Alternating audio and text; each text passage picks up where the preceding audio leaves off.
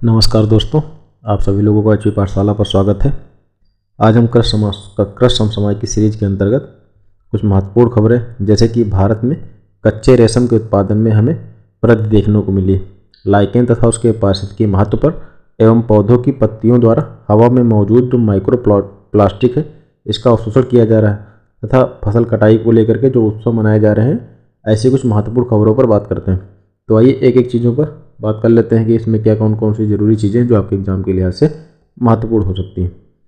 भारत में कच्चे रेशम के उत्पादन को लेकर के कुछ आंकड़े जारी हुए हैं, इनको पहले समझते हैं।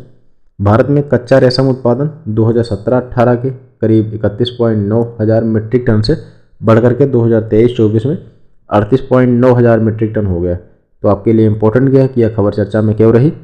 भारत में कच्चे रेशम के उत्पादन में हमें व्यापक वृद्धि देखने को मिली है, जो करीब 2023-24 में 38.9 हज़ार मीट्रिक टन हो गया है।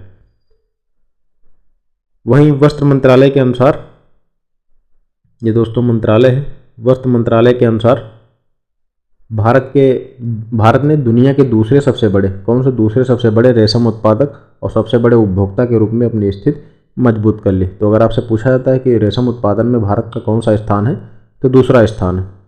गौरतलब है कि भारत का रेशम उत्पाद निर्यात 2027 करोड़ रुपए तक करीब पहुंच गया है। कितना पहुंच गया? करीब 2000 करोड़ के आसपास पहुंच गया है। रेशम एवं रेशम उत्पादन, सेरीकल्चर के अगर बारे में हम बात करें तो पूछा जाता है कि सेरीकल्चर का संबंध किससे, तो रेशम उत्पादन से संबंधित है। रेशम एक प्रकार का प्राकृतिक प्रोटीन फाइबर होता है जो रेशम के कीड़े मुख्य रूप से बॉम्बेक्स मोरी प्रजाति से प्राप्त होता है। किससे प्राप्त होता है? बॉम्बेक्स मोरी प्रजाति से प्राप्त होता है। सेरीकल्चर के तहत रेशम के उत्पादन के लिए रेशम के कीटों का पालन पोषण किया जाता है। ये कीट शहतूत, ओक, अरंडी और अर्जुन वृक्षों के पत्तों को क्या करते हैं दोस्तों? खाते हैं तथा कोकून बनाने का कार्य करते हैं। इस कोकून को रेशम के धागे के रूप में प्रोसेस करके कपड़े बनाए जाते हैं। भारत प्राकृतिक रेशम के सभी 4 प्रमुख किस्मों का उत्पादन करता है। ध्यान देने वाली योग्य बात यह है कि भारत प्राकृतिक रेशम की सभी 4 प्रमुख किस्मों का उत्पादन करने का कार्य करता है। भारत में रेशम के अगर हम प्रकारों की बात करें, शहतूत रेशम या फिर मलबरी सिल्क रेशम की अगर हम बात करें, भारत के रेशम उत्पादन का लगभग 90% है। जो शहतूत रेशम, जिसे मलबरी सिल्क के नाम से भी जाना जाता है, जो कि भारत में जो रेशम का उत्पादन होता है उसका अमूमन 90% के आसपास है। इसका उत्पादन मुख्य रूप से कर्नाटक, तमिलनाडु, आंध्र प्रदेश, पश्चिम बंगाल जैसे राज्यों में हमें देखने को मिलता है। वहीं अगला हमारा टसर रेशम, जिसे कोसा भी कहा जाता है। यह रेशम अर्जुन और आसन जैसे वृक्षों पर वन्य रेशम के कीड़ों द्वारा उत्पादित किया जाता है। किस प्रकार के वृक्षों में? तो अर्जुन जैसे कुछ वृक्ष हैं दोस्तों, जिनके वन्य रेशम के कीड़ों द्वारा उत्पादित किया जाता है। प्रमुख उत्पादक झारखंड, छत्तीसगढ़ और उड़ीसा जैसे राज्य हैं। जबकि एरी सिल्क की अगर हम बात करें तो एरी सिल्क को अहिंसा सिल्क भी कहा जाता है। अगर आपसे पूछा जाता है कि किसे अहिंसा सिल्क कहा जाता है, तो एरी सिल्क को अहिंसा सिल्क भी कहा जाता है, क्योंकि रीलिंग के दौरान रेशम के कीड़े नहीं मरते इसमें। यह पूर्वोत्तर असम, मेघालय में उत्पादित होता है। किसमें क्या होता है? यह पूर्वोत्तर असम और मेघालय में दोस्तों उत्पादित होता है। तो ये सभी चीज़ें याद रखनी है, आपको भूलना बिल्कुल भी नहीं है। अगले अगर हम बिंदु की बात करें,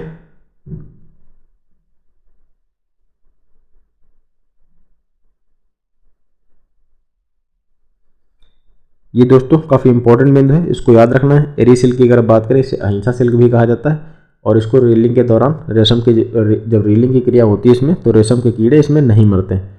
या कुछ पूर्वोत्तर राज्य जैसे असम, मेघालय में उत्पादित होता है। तो इसको आपको बिल्कुल भी ध्यान रखना है, बिल्कुल इसको भूलना नहीं है। अगला हमारा है मूंगा सिल्क। यह मुख्य रूप से असम में एंथेरिया असमेंसिस कीट से प्राप्त होता है। जो मूंगा सिल्क है यह किससे प्राप्त होता है? पहली बात तो मूंगा सिल्क की खेती कहाँ होती है? व्यापक स्तर पर हमें असम में देखने को मिलती है। और एंथेरिया असमेंसिस नामक एक कीट है जिससे मूंगा सिल्क प्राप्त होता है। प्राकृतिक रूप से इसकी चमक सुनहरे पीले रंग की होती है और यह अत्यधिक टिकाऊ भी होता है। संस्थागत अगर समर्थन की बात करें, केंद्रीय रेशम बोर्ड, इसका मुख्यालय कहाँ स्थित है? बेंगलुरु में स्थित है। मोस्ट इंपॉर्टेंट, यह वस्त्र मंत्रालय के तहत वैधानिक निकाय है। रेशम उत्पादन के समावेशी विकास के लिए कार्य करता है।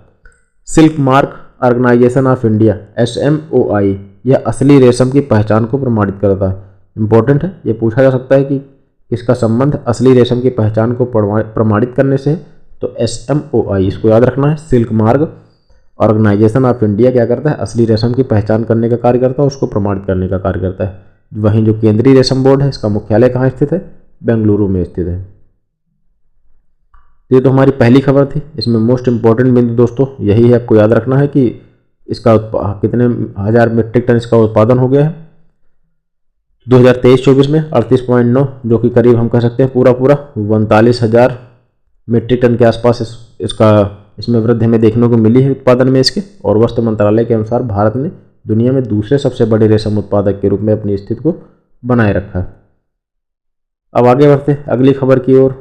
अगली खबर हमारी क्या है कि पौधों की पत्तियों द्वारा हवा में मौजूद माइक्रोप्लास्टिक्स के अवशोषण किया जा रहा है। पौधों की पत्तियों के द्वारा हवा में मौजूद दोस्तों माइक्रोप्लास्टिक है, उसका अवशोषण किया जा रहा है। तो नेचर जर्नल में प्रकाशित एक अध्ययन से पता चला कि प्लास्टिक के कण पौधों की सतह पर मौजूद संरचनाओं जैसे स्टोमेटा, क्यूटिकल आदि के माध्यम से पौधों की पत्तियों में प्रवेश कर रहे हैं। ये विशेष रूप से जो रंध्र होते हैं विशेष कोशिकाओं द्वारा निर्मित सूक्ष्म छिद्र होते हैं। इन कोशिकाओं को रक्षक कोशिकाएं भी कहा जाता है। क्यूटिकल एक प्रकार की मोम में लिपटी एक सुरक्षात्मक एक परत होती है।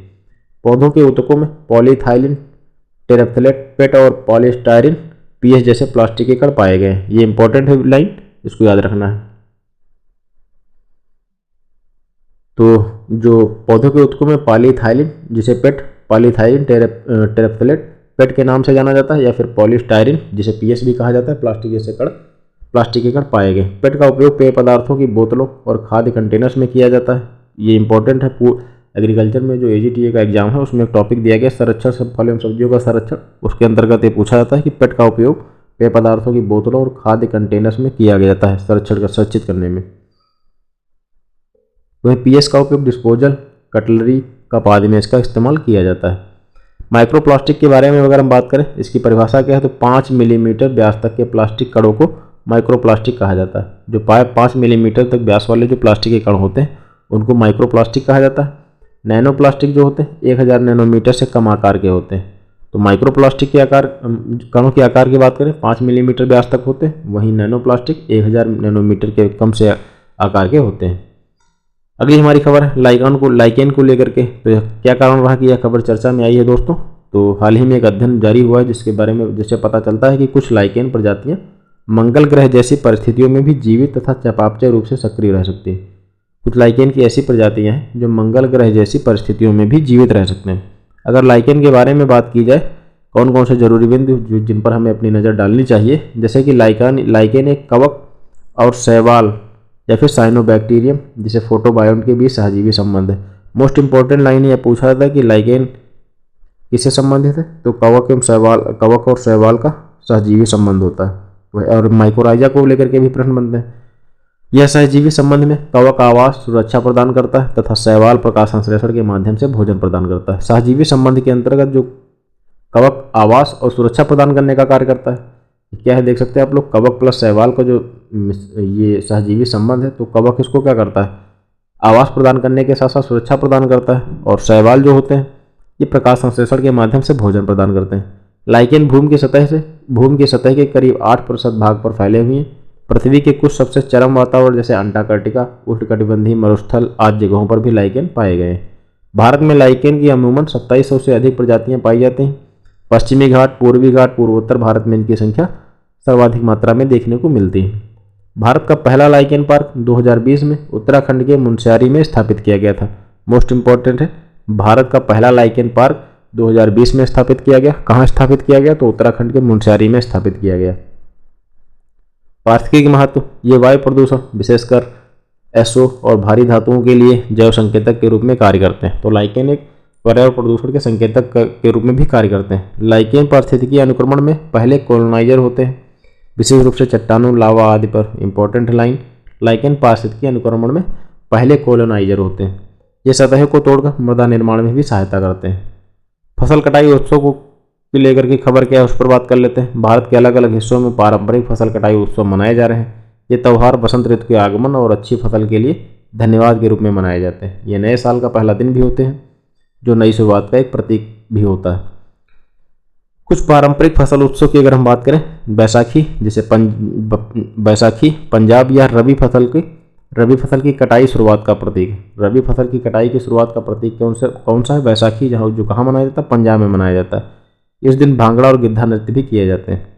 विश्व कहाँ देखने को मिलते हैं? केरल, तमिलनाडु जैसे राज्यों में। जबकि यह त्यौहार वसंत विश्व, जब दिन और रात की अवधि बराबर होती है, इसका प्रतीक है। विश्व क्या है? विश्व केरल, तमिलनाडु जैसे राज्यों में हमें देखने को मिलता है, जब दिन और रात की अवधि बराबर होती है, इसका प्रतीक है। पोइला बैसाख पश्चिम बंगाल में। इस दिन व्यापारी नए वित्त वर्ष की शुरुआत नई खाता बही खोलकर करते हैं, जिसे हाल खाता के नाम से भी जाना जाता है। पोइला बैसाख किससे संबंधित है? पश्चिम बंगाल से संबंधित है, जिसमें व्यापारी क्या करते हैं दोस्तों? नए वित्त की शुरुआत नई खाता बही खोलकर करते हैं और इसे हाल खाता के नाम से भी जाना जाता है। ये कुछ आज की हमारी महत्वपूर्ण खबरें थी। अगले दिन हम मिलते हैं अगली कुछ महत्वपूर्ण खबरों के साथ। धन्यवाद।